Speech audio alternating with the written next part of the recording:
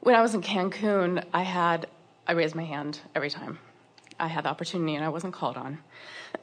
Oh, we meant that. Because all I wanted to do at that point was rampage about what was going well. Because I heard you say something recently, and not to be teacher's pet or anything, but you said all we want to do is talk about what's going well. And I have infinite things I could chat here about what's going well. It's remarkable where my life has come and where I am and how satisfied I am with it, and yet I keep wanting more, all that. And I've been up on this disc, not always, I like a little bit of contrast, that's okay. I like being pushed, I like feeling a little discomfort so that I can get to a better place. But I've really been in a good place.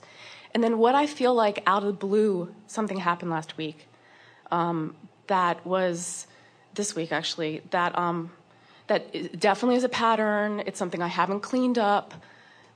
My question is, it was sort of like a skeleton in the closet. That's exactly what it was, a skeleton in the closet. I really have been practicing. I've laid new pipes, but there's still subjects in my life, subjects that happen. Yeah.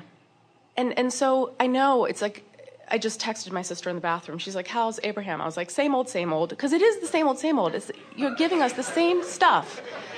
But I keep coming here, and I keep seeking the answer to why on just a couple of these subjects can I not, I've got the toe in the train issue, and I really, really want to let it go. And I know the way is to think about things and appreciate. I'm doing all of that. Well, so we have a question for you. We like the way you presented this because you have been on that higher flying disc much of the time. Then out of the blue, which is all right, just means out of the oblivious, but something happened. So the question that we want to put to you, you're going to like this. It's going to unfold in a very, you will feel the evolution of this within yourself.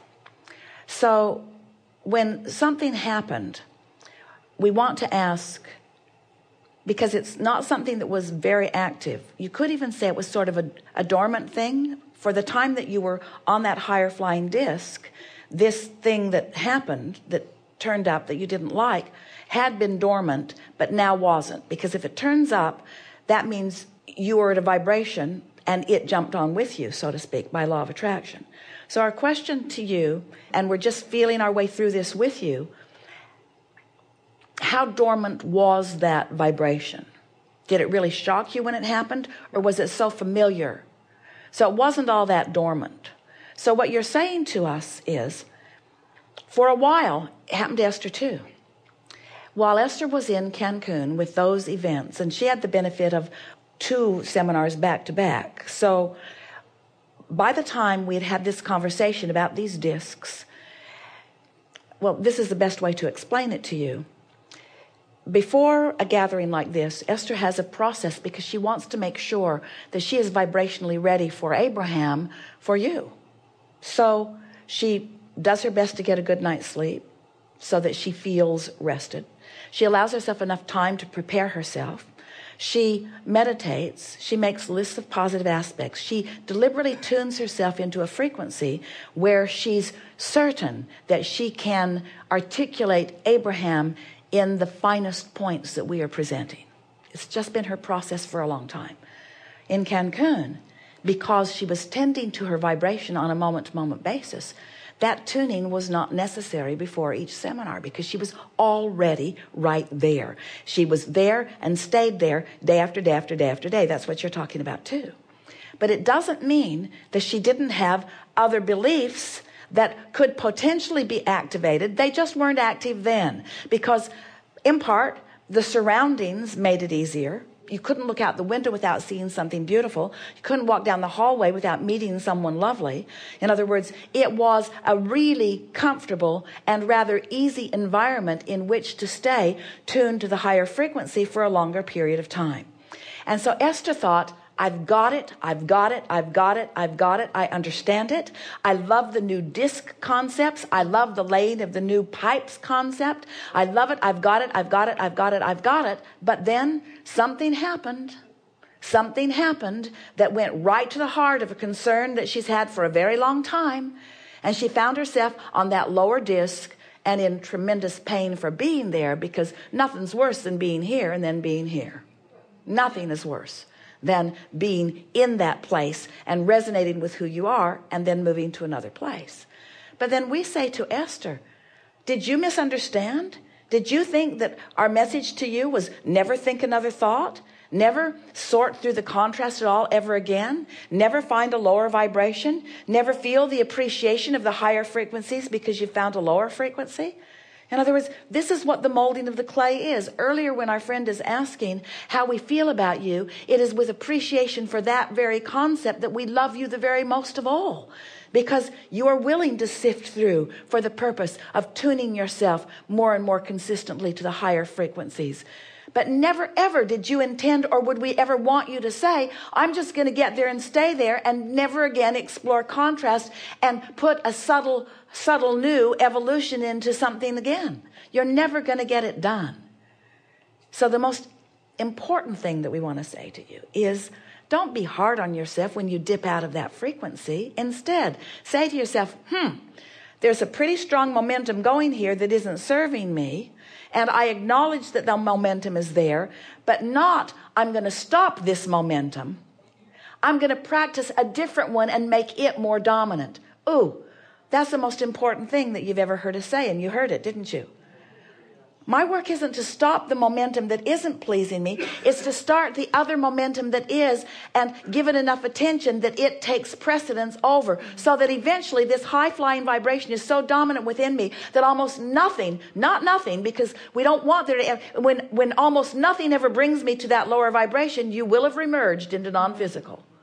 But as long as you're in this physical body, there is always that work to be done. That re-evolution is always going to be taking place as long as you are still in this physical body, you see.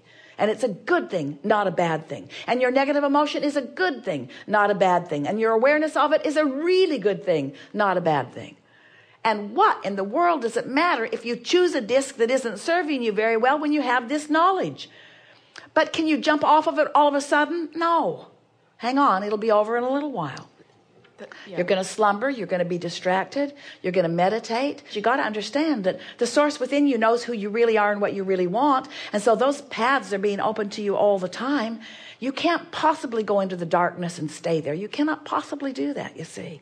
And that's what we say to Esther. She was so mad at herself to have felt so good and then be feeling so bad, like she'd done something wrong. And we say, you didn't do anything wrong. You just reactivated a belief that's been plaguing you for a very long time that you might want to just let go dormant. What? I don't have to fix it? I don't have to solve it? All I have to do is just let it go dormant? And how do I do that? Turn the other cheek. So dormant Focus means on it'll something go else. away? It means when it's dormant, it's not active. And when it's not active, there's no momentum. And when there's no momentum, there's no movement that's going to bring you to it or it to you. But to say, I'm not going to think about that thing I'm thinking about because I'm not going to think about that thing I'm thinking about. I'm not going to think about that thing that I'm thinking about. I'm going to let that thing that I'm thinking about go dormant. As soon as I can, that thing that I'm thinking about, I'm going to let it go dormant because I don't like thinking about that thing that I'm thinking about. I want that thing that I'm thinking about to go dormant, dormant, dormant, dormant, dormant, dormant, dormant, dormant. That thing I'm thinking about, I want to go dormant. And it's just getting more and more and more and more momentum till you get all this determination. I'm not going to think about you. I'm not going to think about you. And you're just like that filter in Esther's pump house. The pressure is so enormous within you, you feel like you're going to explode because you're trying too hard.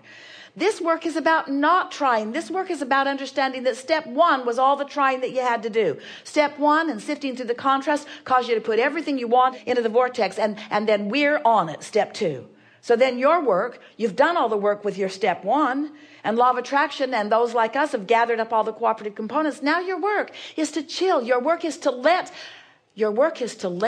non-helpful vibrations remain dormant by your lack of attention to them. But I thought I had. Well, you haven't. But so then, what? Esther thought so too. Esther thought so too. I thought I was past that. I thought I was smarter than that. You see, sometimes, at first it's like something rears its ugly head. And you deal with it, but you don't. You just make it bigger. And then you get distracted and it stays right where you last left it. And then something causes it to reactivate and you deal with it. And then you think you fix it, but you don't. You just made it bigger. You just added more vibration to it. And so it's bigger. And then you get distracted. So each time it comes up, every time it comes up, you think that you might be fixing it, but you're not fixing it. You're just adding to it. You're just making it more likely to come up again. Until eventually enough things like that come up that you have a sort of epiphany moment like Esther has had and like you're having, that goes like this. I'm never going to solve that. I'm never going to control that. All I can control is whether I get on the disc with it or not. I can control that. I can control my relationship with it by my attention to it. So then you give your attention to other things that are more pleasurable as you give your attention to them. And then you begin noticing that the airtime that you're giving to the good feeling things is 90%, and the airtime that you're giving to the not good feeling things is less. And then more of the grid is filling in with those things, which just makes it easier and easier and easier.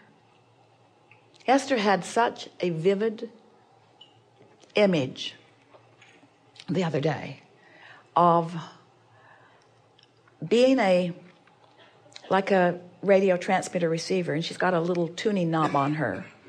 And a person that she's interacting with is another transmitting and receiving thing, and they've got a tuning knob on them, and Esther is adjusting their dial. If you're a little more this way and a little more that way, let me see if I can tune you into the frequency that will please me. And as that image came to her mind, she laughed right out loud, and it was like, oh yeah, I forgot. It's my dial on me. That's the only dial I get to tune. But sometimes you have to have some experiences to remind yourself of that. That's all. You just have those experiences to remind you that you don't have to fix it, nor can you. You don't have to make them understand, nor can you. All you can do is offer a frequency that's causing you to be on a disc, and those who get on the disc with you will be pleasing to you while they're on the disc with you. But then we got to ask you, don't you occasionally want to get on another disc just for grins? Don't you want clarification? Don't you want expansion in your desire? Don't you want a new destination so that you can feel the joy of going to it? Don't you? Don't you? Don't you? Yeah, you do. You do. You do. You know why we know that? You're here. You're here. Feel better? I do. Thank you. Yeah.